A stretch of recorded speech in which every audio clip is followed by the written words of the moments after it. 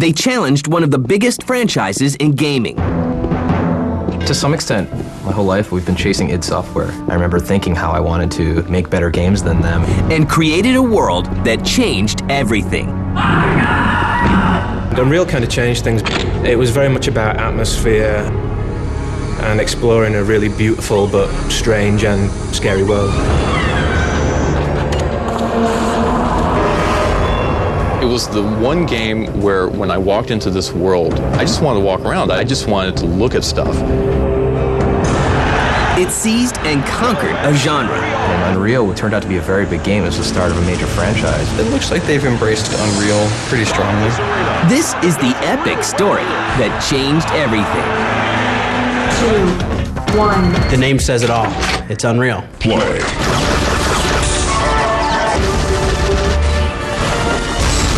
Flawless victory!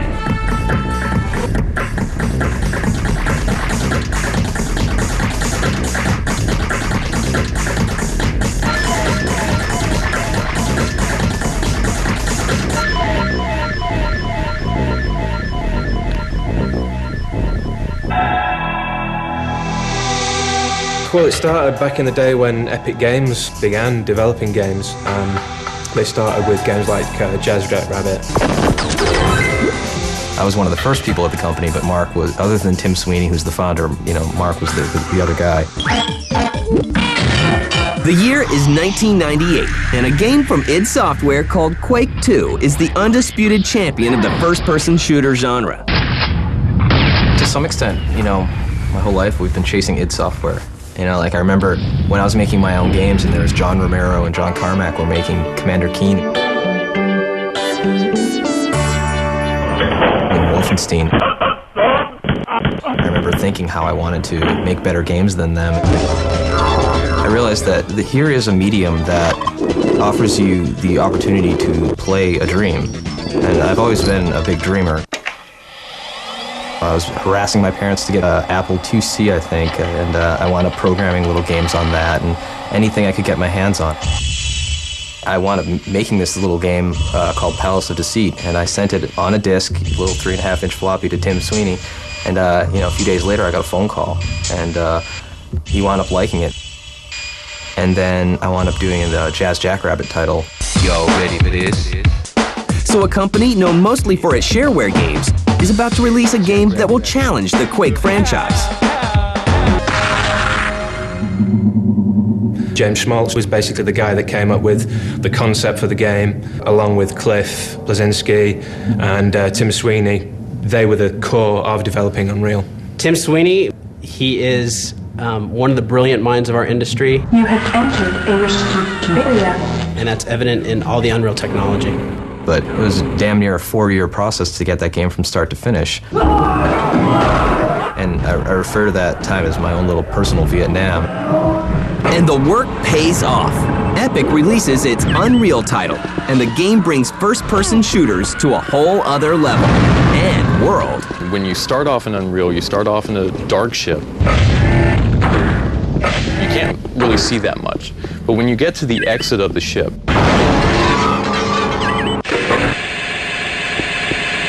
you walk into this living world.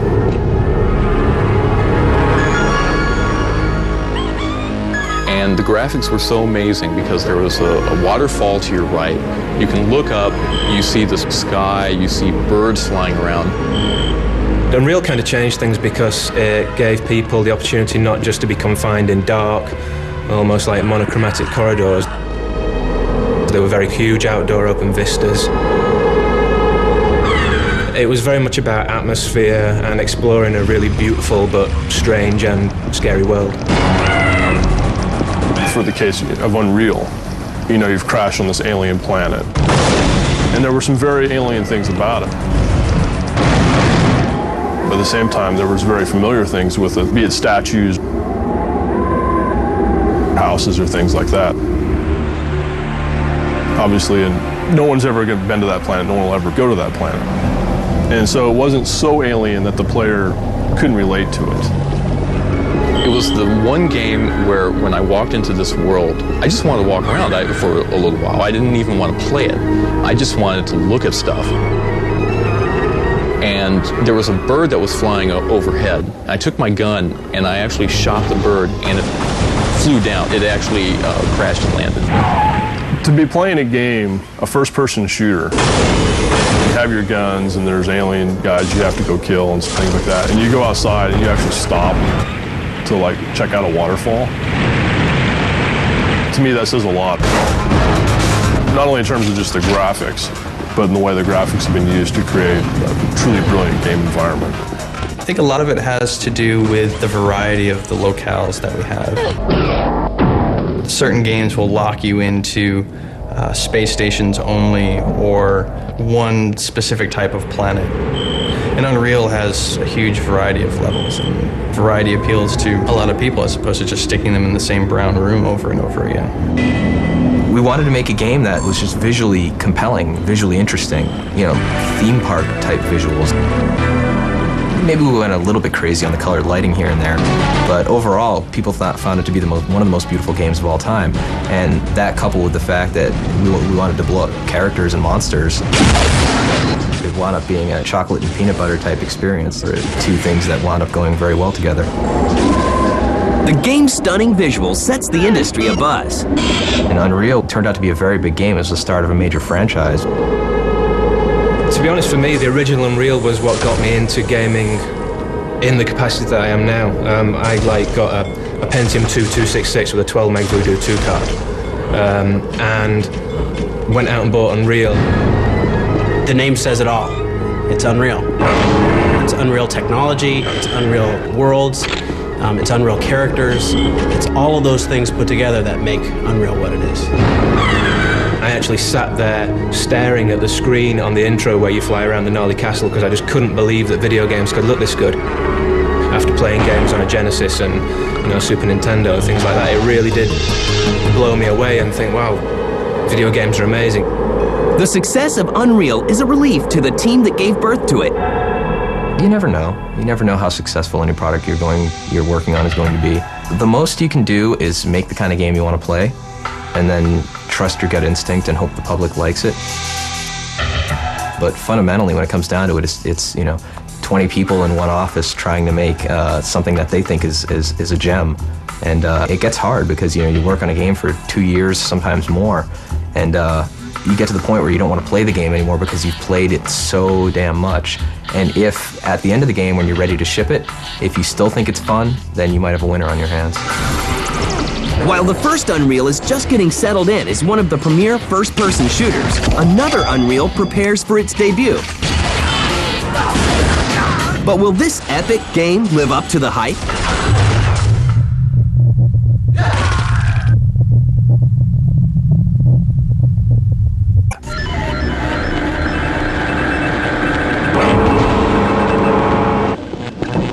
As Unreal gains notoriety in the gaming world, one of the key members of its development team is thrust into the limelight. Cliff is definitely a personality within the video games industry. If you've ever been to E3, CES, anything like that, or if you mix in the upper echelons of North Carolina elites, you know who Cliff is. Technically, my title on Unreal was co-designer and lead level designer. And I was responsible for looking at the environments that everybody made and combing through them and seeing if they were fun and pretty and engaging. And he continues to push what a level should be, a design should be. I don't just sit on top of Design Mountain and spew design nuggets to the team below me or whatever. I work with the same tools that the team does. I'm in the trenches creating environments alongside with them. He's got very specific ideas on what he's interested as a gamer and what he thinks other people are interested in as well. I have my own vision of what the game should be, don't get me wrong. It's in the back of my head. I dream about playing the finished game at night. Despite all of the attention, Cliffy B takes everything in stride and ensures that the rest of the Unreal team gets their due credit. You gotta remember, it's a 20-person team, and there's no I in team, as they say. The thing to realize about Unreal and the creative process that we have is it's very much a collaborative effort. We hire people who are good at making games, and they also love games, and they have their own vision of what the game should be. And I consider my job to be the channeling of that vision. With the success of Unreal, Epic decides to change gears and release a follow-up game with a multiplayer focus. You have been selected to fight in the professional league. The new game is called Unreal Tournament. To win the tournament. Unreal Tournament really introduced multiplayer gaming to many PC gamers. Certainly did myself. At the time, it was an immediately addictive game, especially, you know, going online and playing against people on the internet, which was then very much a fledgling new thing to do. There's something about online gaming that single-player gaming just doesn't capture. There's something about playing a game on the internet and seeing somebody in front of you and fighting against them and knowing that there's a real person there. Beyond that, playing on local area networks, in the office, at school, college, whatever. You were competing live against other people with a game that looked fantastic. Burn, baby! The technology was amazing, the physics was amazing. And stay down! We actually saw that Unreal was more than just one product. It actually turned into multiple products with the release of Unreal and then Unreal Tournament, and then also with the creation of Unreal Technology and the licensing of Unreal Technology. It became kind of this thing that was going every which direction. It was needed. You can't fit all of what Unreal can be in both the story-based and the multiplayer aspect into one game. It would take too long, and you would start to dilute one portion. Unreal Tournament surpasses the success of the original and the expectations of gamers. Oh, yeah. We did Unreal Tournament in Raleigh, and that was the follow-up, and that did much better than Unreal, sold over 2.5 million copies worldwide. The new online multiplayer game spawned some pretty clever ideas. The clan wars, there are these little clans of people on the internet who band together and play as one unit, as teams. And there's even a cyber athlete professional league that people are making money in that I serve on the board. They have these regular tournaments and there's a good amount of money going around. There's people who are doing this full time. I'm all for it. I think it's wonderful. And one of the creators gets in on the online action. I would go online as Cliffy B, and I would pop on servers, the game servers that are being played where people are playing, and I would kick the ass of everybody on the server. It became this whole William Wallace shoots fireballs from his ass type of, legendary, I saw him, I fragged him, I played against him. And it grew out of control where there'd be people who'd play as my name online and kick people's butts, and they didn't know if it was really me or not. Congratulations, you are the winner. Meanwhile, the gaming industry takes notice of the Unreal Engine. Epic's fairly successful with the licensing of their technology. It's getting easier. The 2003 engine is far easier to work with than the previous version of the Unreal Engine, even down to the user level with skinning and modding in that sense. We have a number of people who are using our technology to make cool games with, and the list is ever expanding, and licensing our technology is just as much of a viable part of our business as making the games that we make. A slew of notable Unreal-powered games hits the shelves, such as Clive Barker's Undying, Rune, and America's Army. But professional developers aren't the only people interested in the Unreal Engine. The mod community, mostly amateur developers, want a piece of it too. It looks like they've embraced it. Every first-person shooter that releases has a pretty strong following if the sales numbers are there, the server counts are up there. They've embraced Unreal pretty strongly. The mod community is a huge importance to both Infogram as a publisher and to Epic as a developer. Without them, the life cycle of the product would be very short. And one of these mods becomes so popular that the publisher Infogrames decides to turn it into a full retail product under its newly acquired Atari label. A particular case in point for Infogram would be Tactical Ops, which used the original Unreal Tournament. That was basically based on, real-life SAS, Delta Force, that kind of thing, going in and fighting against terrorists and stuff like that. We saw that the community was so enthralled with this particular mod that we really didn't have a choice. It was something that people really wanted, and so we put more money into the development of that product.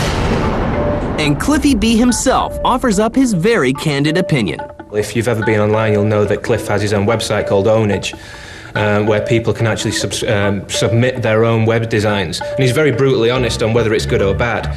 But that serves to push the development of Unreal products, because essentially Unreal lies with the community. In Epic's case, they do an exceptional job of staying involved with who their consumer is, staying on the pulse of what the players want, and delivering that in each round of technology and products that they create. By now, Unreal has become a major franchise in gaming. It has a healthy online presence, plenty of user support, and tons of fans. But there's something right around the corner that will change this franchise forever.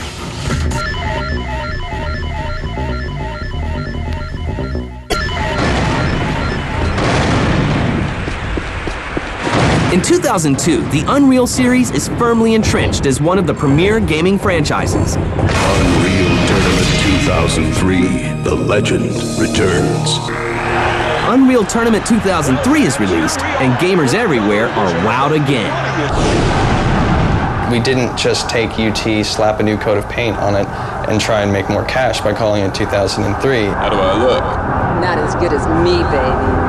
It is a new game. It's very much like the original, but it has to be its own entity, and that's what we tried to do. Well, fans, here we are for another edition of the bloodiest sports in the galaxy. And the aspects of this game move slightly closer to another booming industry. What we're trying to concentrate on now is trying to go for like a future sports aspect, concentrating on the development of a team and a league of players and moving your way up. The game includes an eccentric cast of characters. Motig, Feralith, Thorax, Domina. But it's the multiplayer aspect that has fans all fired up. Multiplayer is everyone jumps in, everyone just blows each other up with no theme, just instant arcade action, which is fine. But we wanted to lend the sports feel to it, just to have some sort of fresh feeling to it. Blue team scores. It is a competitive sport, and that kind of reflects what's happened online, because, you know, people do compete professionally. There are clans and there are guys who go out there and earn a considerable amount of money just by playing games like Tournament and Tournament 2003. Anyone else want New round in. You have a more competitive arena to do things in. You have more access to different styles of presenting the game.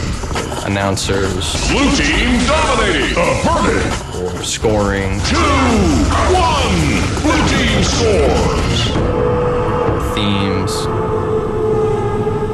Crowd interaction, that sort of thing. So it just seemed like a logical step, giving it a more an arena-based sport theme. The Unreal series is given life on the Xbox with Unreal Championship.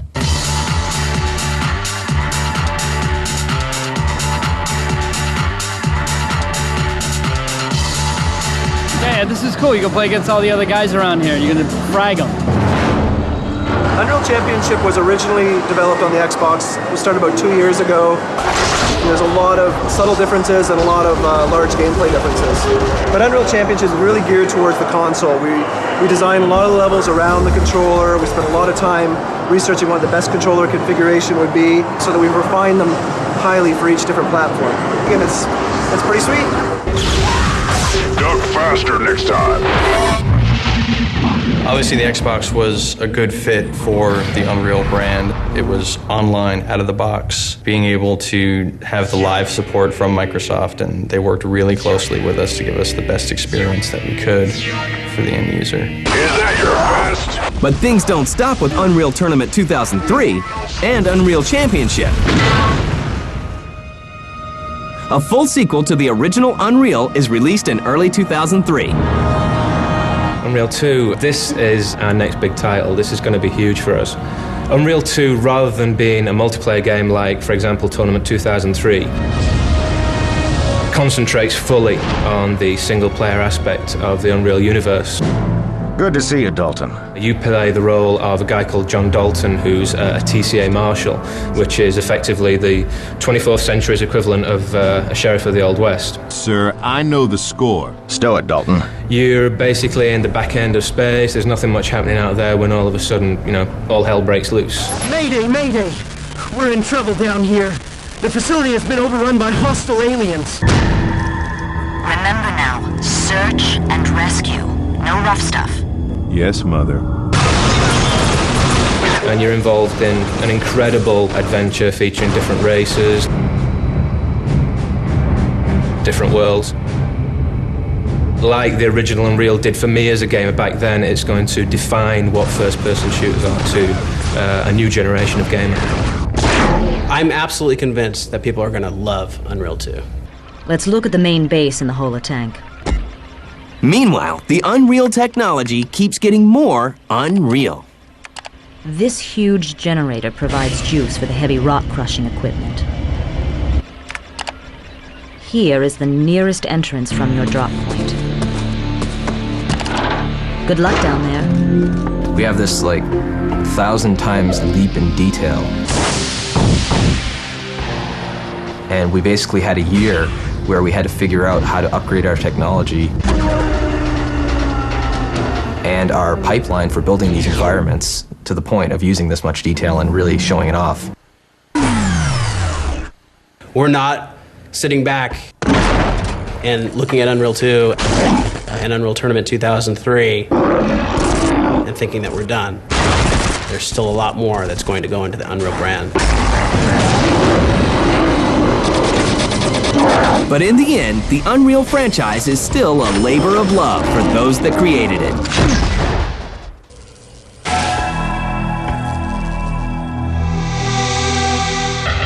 After so many years of working on this project, after the huge expectations and the realization that we actually accomplished that goal, is very satisfying to everyone involved. I got the artifact. Get to the surface, John. It's what I wanted to do. If I was receiving no money for this, I would still be trying to do it. If I was a mechanic and I was working at Jiffy Lube, I would come home at the end of the day and I'd be screwing around with my computer trying to build stuff. That would be what I would be doing on my spare time.